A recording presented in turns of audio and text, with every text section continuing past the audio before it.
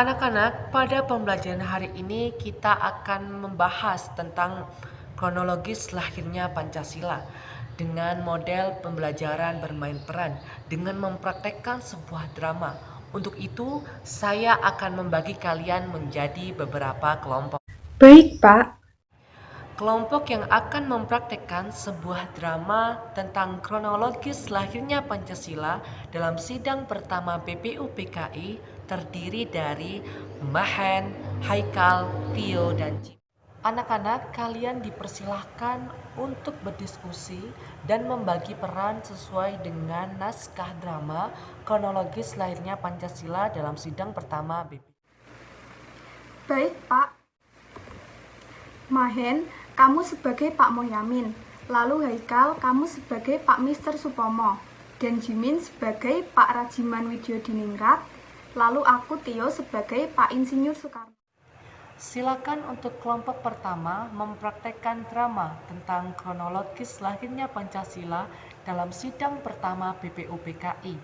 Dan kelompok lainnya silakan untuk mengamati kegiatan tersebut yang nantinya akan dijadikan sebagai laporan akhir hasil pengamatan. Para tokoh dipersilakan untuk menyampaikan usulan gagasan dasar negara Indonesia. Tuan Ketua yang mulia, rapat yang terhormat. Kewajiban yang dipikul di atas kepala dan bahu merupakan kewajiban yang istimewa, kewajiban yang menjadi dasar susunan negara yang merdeka.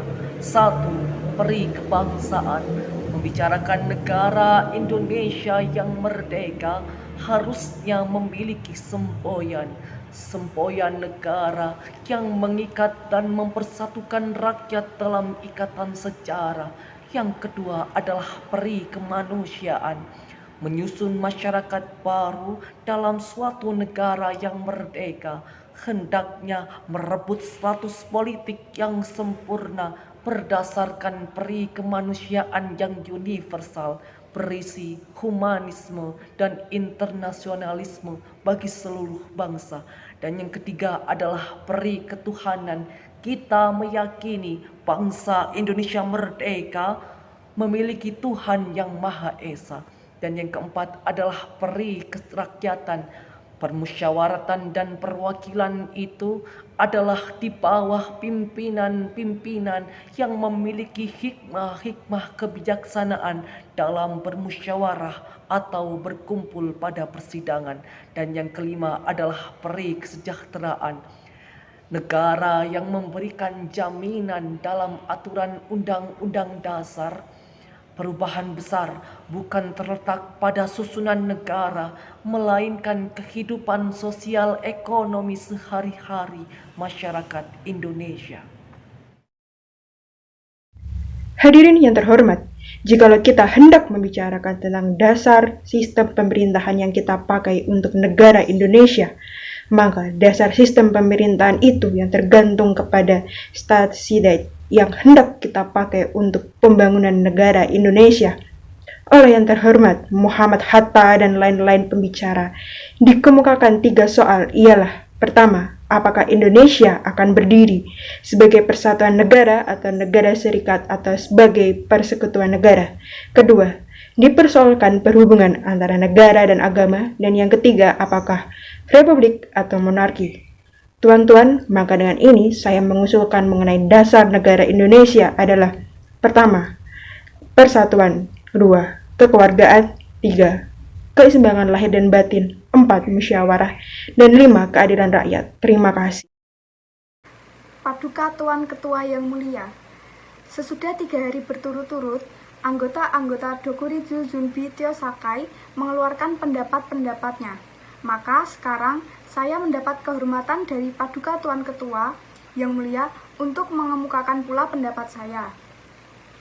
Menurut anggapan saya, yang diminta oleh Paduka Tuan Ketua yang mulia ialah, dalam bahasa Belanda, filosofis Grondslag itulah fundamen, filsafat, pikiran yang sedalam-dalamnya, jiwa hasrat yang sedalam-dalamnya, untuk di atasnya didirikan gedung Indonesia Merdeka yang kekal dan abadi. Maka, Dalam pidato ini, saya sampaikan usulan saya mengenai dasar negara Indonesia ialah yang pertama, kebangsaan Indonesia, yang kedua, internasionalisme atau perikemanusiaan, yang kedua, mufakat atau demokrasi, yang keempat, kesejahteraan sosial, dan yang kelima, ketuhanan yang Maha Esa. Saudara-saudara, kenapa kita sebagai pemimpin rakyat yang mengetahui sejarah menjadi Zwaigwiktik, menjadi gentar, padahal semboyan Indonesia merdeka bukan sekarang saja kita siarkan. Berpuluh-puluh tahun yang lalu, kita telah menyiarkan semboyan Indonesia merdeka. Bahkan sejak tahun 1932, dengan nyata-nyata kita mempunyai semboyan Indonesia merdeka sekarang. Bahkan 3 kali sekarang, yaitu Indonesia merdeka. Sekarang. Hadirin sekalian, 3 hari ini para anggota BPUPKI telah menyampaikan usulannya terhadap dasar negara Indonesia. Selanjutnya, usulan-usulan akan dipertimbangkan para anggota BPUPKI yang lainnya. Baik, sekarang silakan untuk memberikan pertanyaan kepada kelompok penyaji. Saya izin bertanya kepada kelompok penyaji, kapan sidang pertama BPUPKI dilaksanakan? Silakan untuk kelompok penyaji memberikan jawaban. Baik, kami akan menjawab. Sidang BPUPKI yang pertama adalah pada tanggal 29 Mei sampai 1 Juni 1945. Selanjutnya saya akan memberikan tambahan jawaban. Baik, Pak. Ya, bagus sekali jawaban dari kelompok pertama. Sidang BPUPKI terjadi selama 3 hari. Pada tanggal 29 Mei 1945, Muhammad Yamin mengemukakan pendapatnya. Pada tanggal 31 Mei 1945, Mr. Supomo mengemukakan pendapatnya. Dan pada tanggal 1 Juni, Insinyur Soekarno mengemukakan pendapatnya.